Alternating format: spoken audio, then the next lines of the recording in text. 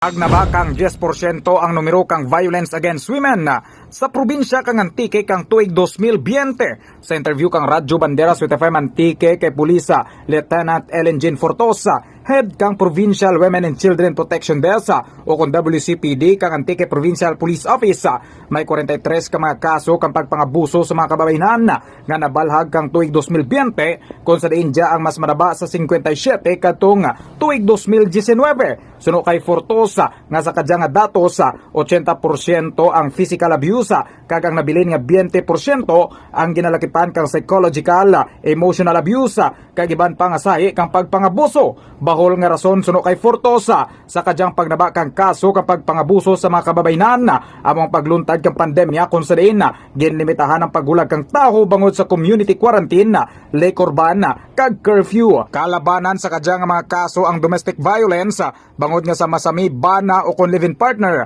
ang naghimo sang pagpanakita sa anda asawa patas kundya ang lingin.